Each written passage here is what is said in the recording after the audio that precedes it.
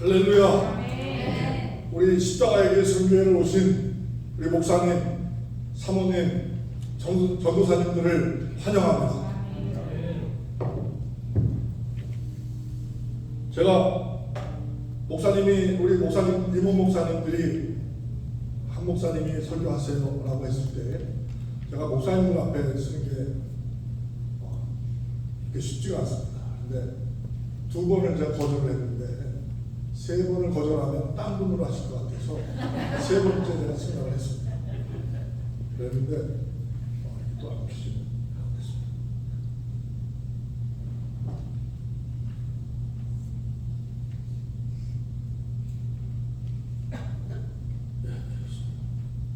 우리 십자가의 길 선교회는 3주년이 됐습니다.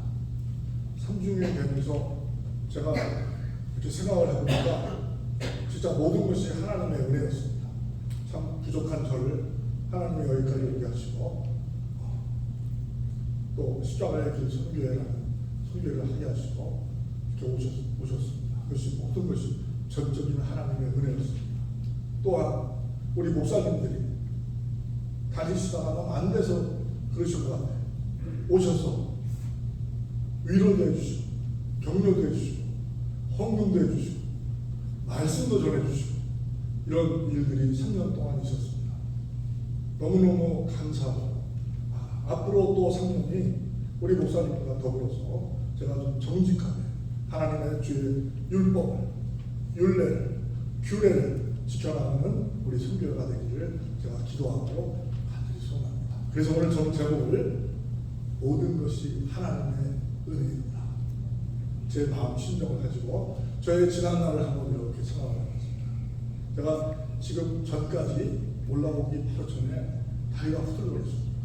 근데 이게 올라오고 나니까 여기가 대전이구나. 이제는 괜찮습니다. 모든 것이 하나님의 은혜입니다. 저는 제 얘기를 조금 하나님 주신 은혜를 좀 나누고 싶은데요. 제가 1977년에 고등학교를 졸업합니다. 그리고 이제 다 같이 다른 사람도 하는 것처럼 대학교 시험을 보는데 1차를 중앙대학을 가서 떨어졌습니다. 그리고 2차를 또 봐야 되는데 한양대학을 가서 또 떨어졌습니다. 만약에 3차가 있었다면 3차도 또 떨어졌을 것입니다. 4차가 있어도 또 떨어졌을 것입니다. 저는 학교를 뜨문뜨문 다녔기 때문에 떨어질 수밖에 없었습니다. 그런데 제가 그때 소원이 있었어요. 저는 이왕 떨어지는 거 서울대학 가서 떨어졌습니다. 그렇게 해서 서울대학을 가기로 원했어요. 시험을 보기로 원했어요. 선생님이 죽어도 안 써줬습니다. 그런데 저는 알았어요. 서울대학이 그 당시만 해도 학부형들이 눈치 작전을 하는 바람에 서울대학에 미달되는 과들이 더러 많이 있었습니다. 그래서 제가 찍은 과가 그의 미달이 됐습니다. 제가 만약에 선생님이 써줬으면 저는 서울대학 졸업을 했는지 안 했는지 모르겠지만 그렇게 그런 일이 있었습니다. 제가 이제 어렵사리 대학을 들어가면서 2년을 마치고 군대 3년을 갔다가 또 와서 이제 2년을 마치고 87년도에 저는 미국을 왔습니다. 미국으로 온 이유가 딱 한 가지 있습니다. 돈을 많이 벌기 위해서 다른 거 아무것도 없습니다. 내가 돈을 많이 벌어가지고 올 것이다 라고 생각으로 미국 땅을 밟았습니다. 그런데 미국 땅은 제가 생각했던 땅이 아니었어요. 너무너무 힘들었습니다. 말도 못하게 힘들었습니다. 제가 뉴욕에서는 홈리스였습니다. 어제도 설교를 하면서 미국 교회 설교하면서 그 얘기를 했는데 저 홈리스였어요. 다른 홈리스가 정해져 있는 게 아니에요. 깜빡하면 홈리스가 돼요. 그렇게 어렵게 힘든 생활을 했습니다. 플로리다 마이애미에서 살았습니다. 거기 살 때는 따뜻해가지고 아침 공원에서 그냥 벤치에 잘 수가 있었어요. 그런데 뉴욕은 겨울이 있지 않습니까? 너무너무 힘들었습니다. 이제 마지막 정착지로 캘리포니아로 왔어요. 캘리포니아로 와서 이제 하나님 앞에 기도를 해야 되는데 제가 하나님을 잘 몰랐습니다. 근데 하나님은 저를 참 신기하게 지금 생각해보니까 모든 것이 하나님의 은혜인데 여호와 증인이 사는 집으로 저를 인도하셨어요. 저는 잘 몰랐어요. 하나님의 하나님. 이 남가주에 여호와 증인은 교회를 무슨 왕국이라고 해야 되나?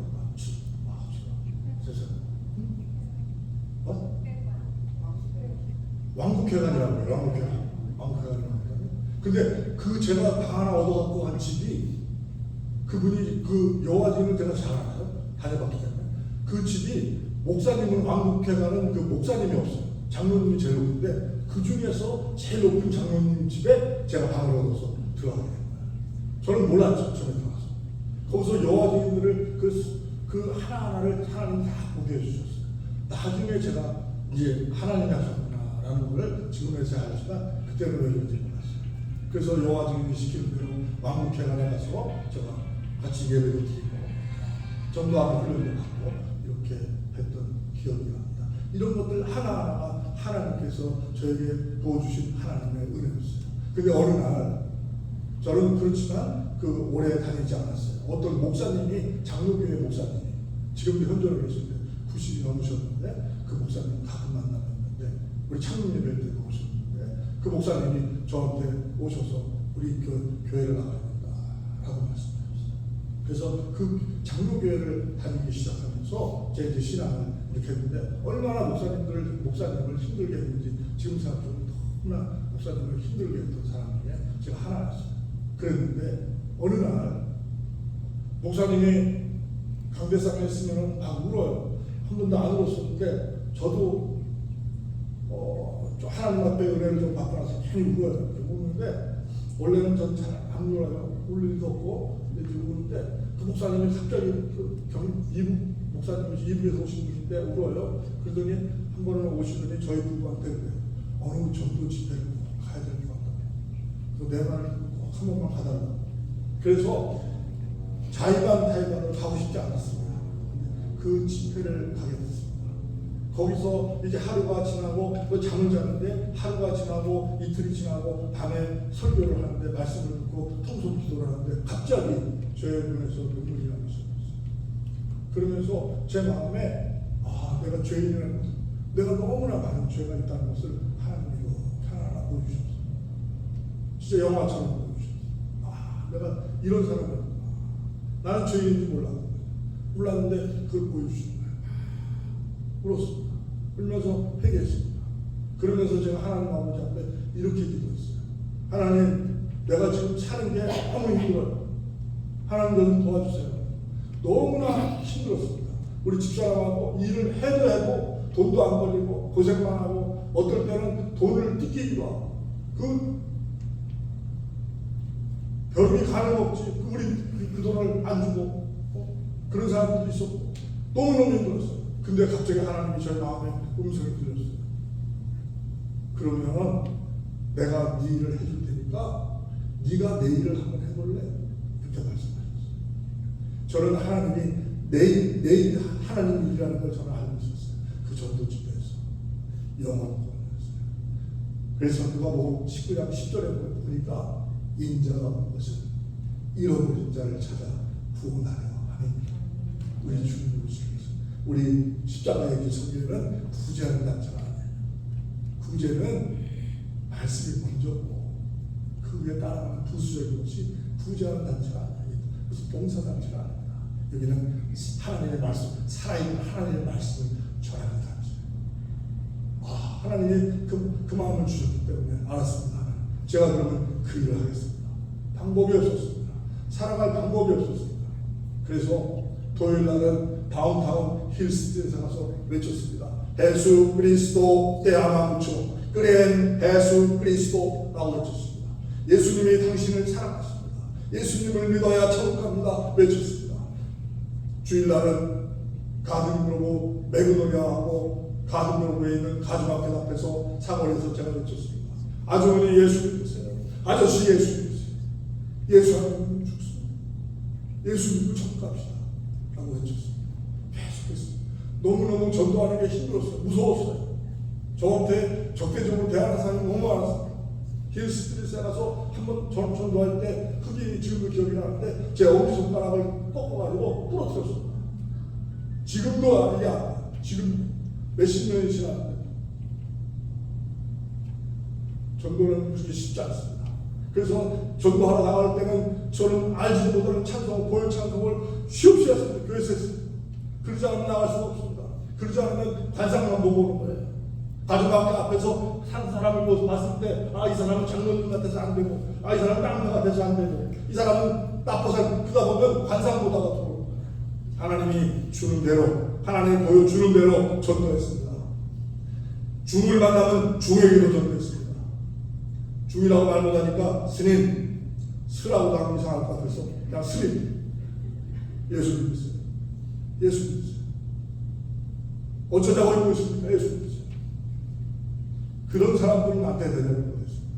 그런데 이 상황에는 내가 장로라고, 그 장로님이세요. 장로님 오늘 만약에 하나님 부르시면 천국 갈 수 있습니까? 막 호통을 쳐요. 어떻게 하냐고, 죽어봐야 하는 거지. 아주 대단한 것처럼, 자기가 많이 아는 것처럼. 이 바리새인과 서기관과 이 사람들이 그런 거예요. 성경을 많이 한다고 하면서 주님을 잘 모르고 있는 거예요. 하나님을 잘 모르고 있는 거예요. 히브리서 9장 27절에 보니까 한 번 정한 것은 한 번 사람에게 정한 것은 한 번 죽는 것은 사람에게 정한 것이요 그 죽음에는 반드시 심판이 있으리라 이렇게 말합니다. 한 번 죽는 것은. 그런데 우리가 인생을 이제 그 생각 안 하고 죽음을 생각하지 않고 그건 남의 일이냐. 저도 저희 집 앞을 나비라다 집을 갈 때는 항상 공동묘지가 안 났어요. 그러면 무조건 그걸 피하든지 안 보든지 딴 데로 돌아가든지 그게 왜 내 얘기 아닌 것 같아요. 내 얘기 아닌 것 같아요. 근데 그렇지 않다고 말하는 거예요. 저는 저를 생각해보면서 이 사람이 사는 것, 사람인자, 살생자, 인생이라는 것은 일생이다. 한 번 사는 것이다. 우리 한국이니까, 한국 사람들이니까 서울역을 시발역으로 하는, 부산역을 종착역으로 하는 인생 열차를 탔다. 저는 그렇게 생각해봤어요. 자, 대구를 지나갑니다. 이 기차는 대구를 지나가는데 대구를 지나가다가 깜빡 졸아서 대구에 있는 그 맛있는 대구역전에서 우동을 못 먹었어요. 그렇다고 기차가 돌아갈 수 없는 거예요. 이 인생 열차는 아무리 돈이 많고 아무리 권력이 있어도 왔던 길을 다시 가지 못합니다. 또한 이 인생 열차는 누구나 반드시 타야 됩니다. 예외가 없다는 거예요. 그 사람들이 탈 때는 기쁨으로 희망으로 탈 수 있지만 반드시 종착역인 부산역에 도착하면 이 인생 열차에서 모두 도착한 사람은 다 내려야 돼요. 그러면 그때부터가 진짜 인생이야. 그때부터 각자 가는 길을 간다는 거예요. 자기의 정해진 길을 간다는 거예요. 우리는 부산역에 도착만 하면 다 되는 건 줄 알고 있지만 그렇지 않다. 그때부터가 진짜 본 게임이 시작됩니다. 우리가 기차를 타고 올 때는, 이 인생 열차를 타고 올 때는 돈이 많은 사람은 많은 것을 먹었을 수도 있고 결혼을 2개, 3개 결혼을 먹을 수도 있을 것이고 좋은 얘기도 하고 즐겁게 지내고 같이 화목해서 왔지만 전혀 모르는 거예요. 그러나 이 기차가 부산역에 도착하는 순간 죽음 앞에서는 그 다음에는 이제는 결정이 나요. 저는 오늘 이 생각을 하면서 이 십자가의 길 순교가 앞으로 3년을 가야 된다. 저는 이렇게 생각을 합니다. 자, 저는 이것을 생각하면서 예수님의 십자가 사건을 본 거예요. 성경에는 구약에서 가장 큰 사건을 저한테 꼽으라고 그러면 출애굽 사건을 저는 꼽겠습니다. 죄된 저는, 종살이하던 저는, 자유의 몸으로 가나안 땅을 보여주신 주님, 그 출애굽 사건을 저는 꼽을 수 있어요. 신약에서 한 사건을 꼽으라면 예수님의 십자가 사건인 것입니다. 예수님의 십자가 사건에서 우리 주님이 저한테 보여주시고 여러분에게 보여주시겠지만 예수님만 십자가에 매달려 있는 것이 아닙니다. 그 옆에는 두 행악자, 두 강도가 매달려 있다는 거예요. 이 십자가 사건은 마태복음 성경에 여러 곳에 나와 있지만 사복음서에 그대로 나와 있다는 거예요. 마태복음은 28장까지 되어 있는데 마태복음 27장 한 장 전에 예수님의 십자가 사건이 나와 있다는 거예요. 마가복음은 16장까지 되어 있는데 15장의 전장에 나와 있다는 거예요. 누가복음 24장까지 되어 있는데 23장에 나와 있다는 거예요. 요한복음은 21장까지 되어 있는데 한 장별로 19장에 하나님이 기록해 놓으셨다는 거예요. 이 예수님의 십자가 사건에서 저는 오늘 누가복음 23장에 있는 누가복음에 있는 말씀을 가지고 한번 나눠보려고 하는 거예요. 이 인생차와 십자가와 무슨 관계가 있는 것인가? 예수님은 아까도 말한 것처럼 십자가에 못 박힐 때 예수님 혼자 못 박혀있던 것이 아닙니다. 왼쪽에 있는 강도와 오른쪽에 있는 강도 둘이가 동일하게 붙잡혀 매달려 있었습니다. 그 당시에 십자가의 형틀이라는 것은 가장 힘들고 가장 고통스럽고 가장 불쌍하고 가장 나약한 모습이 죄인들이 붙잡히는 죽음의 형틀이 십자가 형틀이었습니다. 그런데 이 두 강도는 이제 세상에서 도저히 치유할 수 없는 죄를 졌기 때문에 이제 바로 죽음 앞에 있는 것입니다. 그런데 이 강도가 왼쪽에 있는 강도가 이렇게 말합니다. 예수님을 향해서 네가 그리스도이면 나와 우리를 구원해봐라. 아주 불경스러운 말. 네가 그리스도이다. 그러면 그 사람 말이 틀렸습니까? 그렇지 않습니다. 지금 예수님의 십자가에 매달려 있는 걸 보고 바리새인이나 서기관이나 장로나 지나가는 사람들이 행인들이 보면서 돌팔매질을 하고 침을 뱉고 던지면서 똑같은 얘기를 합니다. 내려와 말아요. 우리 주님은 왜 십자가에 매달려 있습니까? 나의 죄를 위해서, 나의 죄를 위해서 우리 주님이 매달려 있는 거예요. 죄 없으신 주님이 매달려 있는 거예요. 이 강도가 그대로 얘기합니다. 그럴 때 오른편에 있는 강도가 이렇게 말하는 거예요. 막부짓으면서 42절이에요. 23절 42절 막부짓으면서 말하는 거예요. 어떻게 하나님이 두렵지 않냐? 어떻게 그런 말을 할 수 있냐고 막 말하는 거예요. 지금 똑같은 죄를 짓고 똑같이 죽음 앞에 있는 사람인데 한 사람은 예수님을 그렇게 예수님에게 험한 말을 하고 한 사람은 어떻게 하나님을 두려워하지 않느냐고 말을 하는 거예요. 죄는 똑같이 이 세상에서 죄를 짓고 있었지만 그러면서 오른편에 있는 강도가 우리 예수님은 죄가 없으십니다. 나는 우리는 죄가 있지만 이분은 죄가 없으십니다. 라고 말하면서 이렇게 말하고 있습니다. 오른편 강도가 주님 나라 임하실 때 나를 기억하소서. Remember me. Remember me into the kingdom. Remember me when you come into the kingdom. Remember me. 나를 기억하소서. 이렇게 말할 수 있지 않겠습니까? 주님 가는 곳에 나도 같이 가고 싶어요. 라고 말해야 되는 거 아닙니까? 이 강도는 자기의 꼴을 알고 자기의 주제라 자기는 죄인인 걸 알기 때문에 감히 주님과 같이 갈 수 없어요. Remember. 누가복음 17장에 보면 10명의 나병 환자, 문둥병자들이 나옵니다. 예수님께서 이제 예루살렘으로 가시면서 사마리아 땅을 지나가시는데 10명의 문둥병자가 예수님을 이렇게 보시고 이렇게 말합니다. 예수 선생님이여 우리를 불쌍히 여기소서. 이렇게 말합니다. 우리 병을 낫게 해주소서요. 이렇게 말하지 않습니다. 왜? 자기가 하나님께서 내 믿음이 너를 구원하였다. 물론 한 명인 것보다 하지만 내 믿음이 너를 구원하였다. 리멤버니 하나님 나를 불쌍히 여기소서 하는 것처럼 하나님 저를 기억해 주소서. 하나님께서 예수님께서 이렇게 말합니다. 오늘 내가 나와 함께 낙원에 있느니라. 여기서 오늘 나와 함께 창세기 39장 2절에 보니까 요셉의 얘기가 나오는데 요셉이 이제 종으로서 보디발 집에 팔려갑니다. 이렇게 말합니다. 요셉이 하나님이 요셉과 함께 하심으로 그가 형통한 자가 되었다. 그 3절에 이어서 말하는데 그 주인 보디발이 보니 요셉이 하나님 요셉과 함께 하심을 보고 그가 형통한 자가 된 것을 보았다. 하나님이 함께 하는 것이다. 제가 십자가의 상대를 하면서 기도하는 제목 중에 하나가 하나님 저는 부족하지만 저와 함께 해주세요.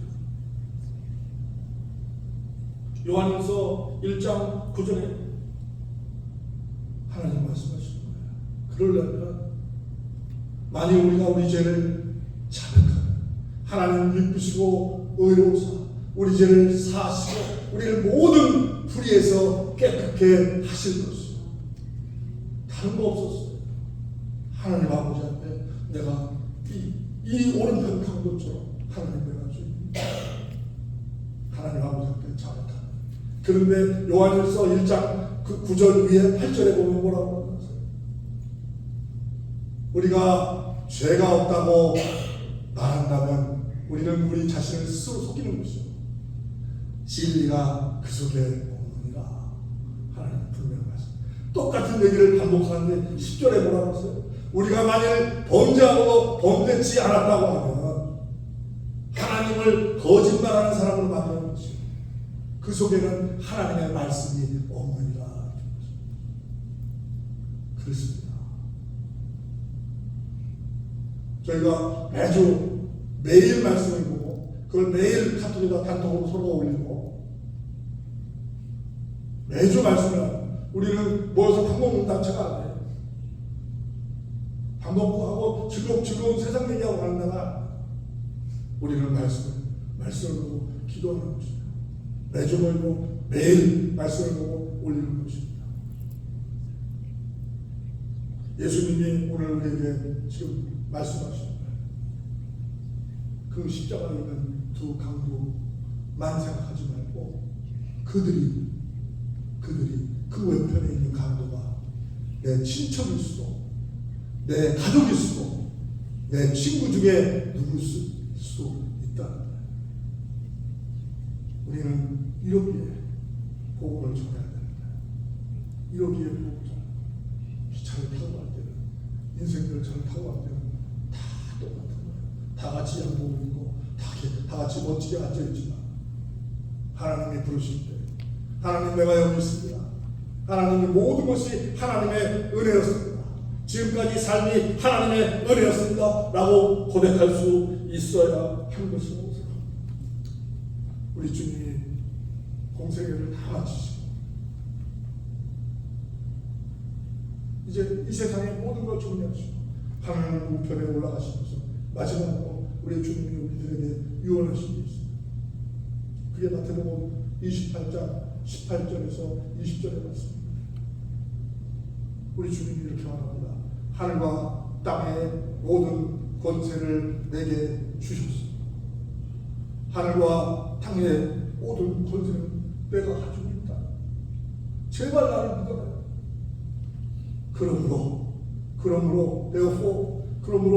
너희는 가서 모든 민족으로 제자를 삼아 아버지와 아들과 성령의 이름으로 세례를 주고 내가 불구한 모든 것을 가르쳐 지키게 하라. 볼지어다 세상 끝날까지 내가 너희와 항상 함께 있으리라. 우리 직분이 중요한 게 아니라 우리 타이틀이 중요한 게 아니라 내 가슴에 차이는 견장이 중요한 게 아니라 하나님 말씀을 주고 사실은 이 설교를 목사님한테 하는 설교가 아니고 우리 기도사들한테 하려고 했는데 다 뿔뿔이 흩어져 앉아가지고 어디를 볼 수가 없어서 너무 죄송합니다. 그러나 분명한 것은 저는 이게 저의 복음 하나님 주신 저의 복음입니다. 나된 것은 모든 것이 하나님의 은혜입니다. 아버지 하나님 모든 것이 앞으로의 삶도 모든 것이 내일 죽는다고 해도 오늘 죽는다고 해도 모든 것이 하나님의 은혜입니다. 라는 고백을 하고 있습니다. 기도하겠습니다. 아버지 하나님 감사합니다. 아버지 하나님 광야에 길을 내시고 사막에 강을 내실 수 있는 우리 사랑의 하나님 아버지, 능력의 하나님 아버지, 하나님 아버지 늘 말씀을 지켜나갈 수 있도록 도와주옵소서. 늘 말씀 속에 살 수 있도록 하나님 인도하시고 도와주옵소서. 그 말씀이 세상하고 조금 안 맞는, 일치 안 맞는 길이더라도 하나님 아버지 말씀 믿고 나갈 수 있도록 하나님 아버지 인도하시고 도와주옵소서. 아버지 역사하여 주옵소서. 하나님 전파하는 자가 없이 어찌 들을 수가 있습니까? 보내심을 받지 아니하는데 어찌 전파할 수 있습니까?